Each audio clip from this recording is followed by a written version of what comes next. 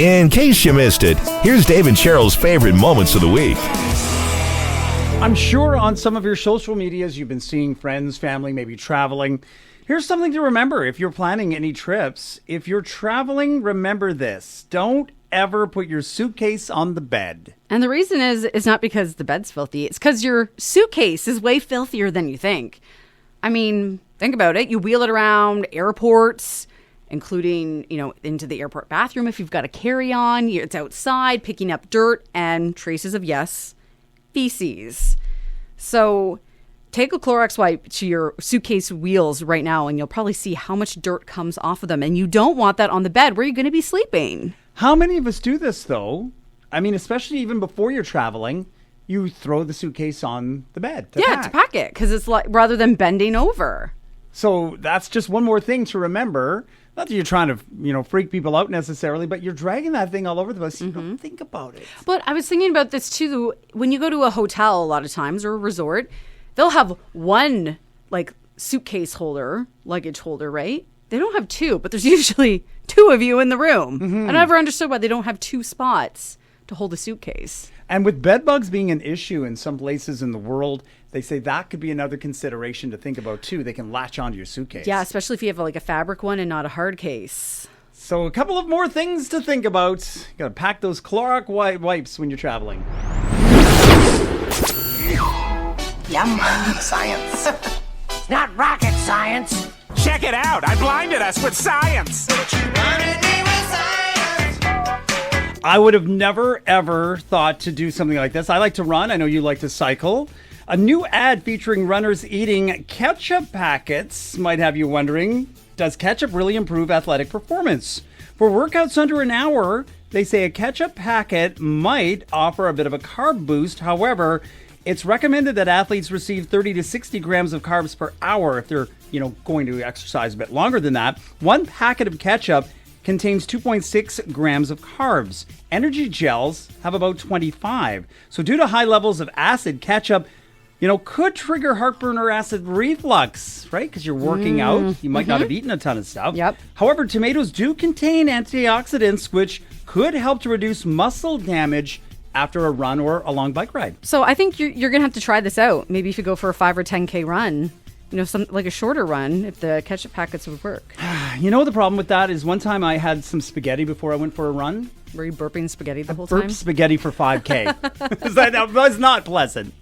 Hey, apparently, if you live alone or, you don't have a partner, you might spend a lot of time by yourself. But at what point does all that alone time start to turn into feelings of loneliness? Well, a new study found that people start to feel blue if they spend more than 75% of their time alone. And older adults in particular are really at risk of feeling lonely. So they did the study and they found that the people spend an average about 66% of their time alone. And they say that was fine, but when you got any more, that's when you really ran into the issues. Researchers from 2 universities found that toxic leadership can degrade worker performance, especially if an employee is ambitious. No surprise here. So they looked at employees and bosses from a number of different companies in South Korea and also a bunch of American students. And they found that employees who valued career advancement, they were more impacted by abusive bosses because they feared that their boss would prevent them from being promoted. Versus if you were a worker who valued job security, you were less impacted by it. It just goes to show again how important it is top down in any corporation, business, whatever it might be. It starts with the top leadership and filters to everyone else. All right, and finally, here's a doctor with some advice what you don't need to do before going to an appointment. First of all decisions are shared. We literally learned what's called shared decision making in medical school. If you don't want to do something that we recommend, that's absolutely fine, but just know we'll probably ask why, just to make sure that you have a good understanding of what's going on, and so we can better understand you and your goals and preferences. Number 2, you do not need to do any special grooming to come to the doctor. No shaving, no waxing, special cleansing, none of that. We've literally seen it all. This is our job, what we do for a living. You're good as you are. Side note, if you need a pelvic exam and you're on your period, that's okay. Turns out we do not faint at the sight of blood. There's a new trend with kids, Christmas list PowerPoint presentations. They're a thing now. So the whole idea is to present a list to your parents in the most organized way possible, and it'll increase your chances of getting the stuff you want. This year, I put together this entire presentation to tell you guys what I want specifically. Here's some things that you guys should keep in mind when deciding what kind of gifting you guys can provide for me this year. So you also make it the buying process easy. You include links in the PowerPoint presentation, too. And this is not a new idea. There was one kid who did a PowerPoint wish list last year that went viral. But it's starting to gain more steam now because people have these smart TVs that pair with your phones and computers so you can project it up onto the screen. Some woman posted a 6-minute video that her daughter presented the other day. She asked for about $2,500 or $2,500 worth of items. Another strategy they say behind it is your parents will be impressed and proud that you put this together. And what's funny about this is, so I had this story for us, and then on the weekend, our friends from London, Tom and Kelly, came to visit and mentioned that their daughter, Tori, presented them with a PowerPoint presentation of everything that she was hoping to get. She's 13. And I'm like, that's kind of impressive, right? She's like, who are you? She's like just like blown away, she said, by the whole thing. I feel like it'd almost be smarter to send like an actual like, hey, here's my list with links to purchase exactly what it is that I want, right? Because, you know, you can say, I want Bluetooth headphones, but is there a specific, you know, wireless headphones that you want? Put the link in there. The only thing she had to critique about the whole presentation, she said, well, might have been better if you'd included a little bit of music behind all the presentation. Happy Giving Tuesday. Give it your all! Give a little bit. Give it away, give it away. Give it all! Give it away, give it away, give it away now. Never gonna give you all We are saved. Want to give it a try? It can be really fun. Today is Giving Tuesday, which certainly has become a thing maybe over the last, I don't know, decade or so. I think maybe once, you know, Black Friday turned into Black Friday month and then you had Cyber Monday. I think maybe people were like, okay, let's give back a little bit to charities too. Yeah, so Giving Tuesday, that's when it kind of came a thing. And I mean, I know you can give year round, but one way that people like to give back is, you know, maybe by donating items to their local thrift stores like Goodwill. But sometimes, you know, one person's junk isn't always another person's treasure. And Goodwill has actually come out with a list of some of the most bizarre items people have donated to them. Including a guillotine. Yes, you heard me right. A guillotine. An employee says they think it went for about $30. Also, a bag fingers of groceries. Fingers crossed that was just a stage prop. Let's hope so. For like a musical or something. A bag of groceries, probably by accident. Got mixed in with the other donations. But they have also gotten literal bags of garbage donated before, and not by accident. I don't think that's surprising. I know they've gone away from the bin donation type things because people were just chucking stuff in there.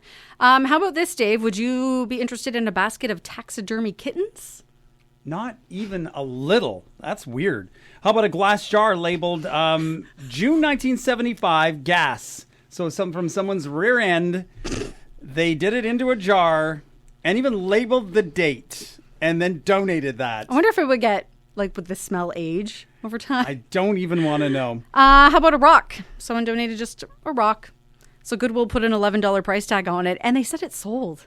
A Louis Vuitton purse. You're like, okay. Oh, wow. yeah, that's a great find. With human teeth inside. Do you want that? Do you want that karma? Was that from a serial killer? Was that it like teeth that had fallen out, or was it like dentures? See, I go to the dark side and I think, is it like a serial killer's trophy bag? And they're like, wait, where did that bag go? Or someone carrying around their kids' baby teeth everywhere they went. That also creepy. How about a tiny toy card that said pizza with bean? Have you tried it? What? An entire cardboard box of original newspapers from historical events like Kennedy's assassination, Nixon's resignation, and the man on the moon. I mean, that's pretty cool. That's pretty interesting. I feel like you could almost donate that to a local museum or something. How about a glow-in-the-dark Ouija board? Yeah, do you want that kind of stuff? I think this one would be great in your house, Dave. A chair shaped like a Labrador retriever. But that'd be a golden. Your dog would try to play with it. A dog sculpture made out of random metals, including golf clubs and a bathroom faucet. Strange. How about a coffin? I mean, it's a good deal. Get it at, save some money. Was it previously used, like had been dug up though? Previously enjoyed. We can't say used. Also a fertility idol And finally, underwear for squirrels. What? Wait, what? You never know if your squirrel needs underwear until they need underwear, right? So you got to be prepared. This is something to be aware of. Authorities are warning iPhone users of one of the features from its newest update. So it has a feature called Name Drop, and apparently it's enabled by default now with the new update. So anyone with this feature can place their phone next to your iPhone or your kid or teen's iPhone and automatically get their contact information. Wow, that is frightening. So police said information passed to another phone could even include a picture, phone number, email addresses. They're getting all of that. So if you have an iPhone and you've done this latest operating system update, this is how you disable it. Go into your iPhone settings, click on General, then AirDrop, and that's where you shut off bringing devices together. So you can automatically shut that off Yeah. then yourself, but you have to do it manually. But you have to do it manually because now it's automatically enabled. Now, here's another iPhone hack, though, that is good for anyone who struggles with laundry. Yeah, you can take a picture of the tag on your clothes, and it will tell you how to properly wash and dry that clothing item. And here's that guy talking about it. You know all these crazy symbols on the inside of our clothes? Let me show you a little trick. So grab your phone and open up your camera, and then you're going to want to take a photo nice and close. I use the macro lens. So right down the bottom here, you'll see a little washing machine icon. If you press that, if you see there, it says look up laundry care. And when you press that, the results come up which show you what exactly they mean. Tumble dry, do not bleach. This is honestly so good. You can also use this to identify plants, dog breeds, cat breeds, statues, artworks, books, a lot of things. Wow, that is really cool. So this is for an iPhone SE or later running the 16 or 17 iOS. And this is genius because I don't know about you. I knew what they all meant, all the laundry symbols, but then I can't tell you how often I'm like, what does that mean? I know the hands, that's hand wash. And then some of the other ones, I'm like, what is this? And there's so many of them. Mm-hmm. Sometimes it's hard to figure it out. So love that feature. Just do my philosophy. Darks, boom. Whites, boom. Does it look white? Yes. Does it look dark? Yes. Then it goes in those piles. My only hope, though, is that the next iPhone update will include one where you say, hey, Apple, or was it Siri? Hey, Siri, do my laundry for me. Wouldn't that be delightful? And now it's time for... 1, 2, 3, 4. It's random. Is that a fact? 4 random facts.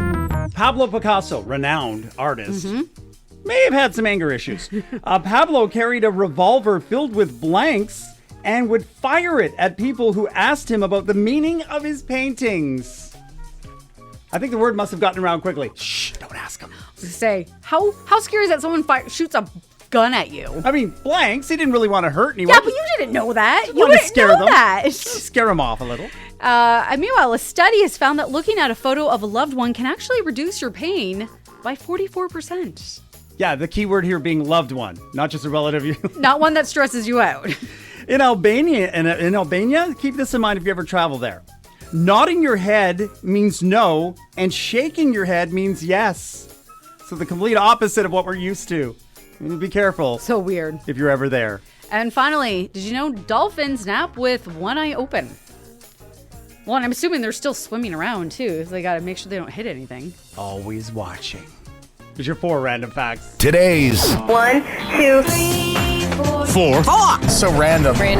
Give the public the facts. 4 random facts.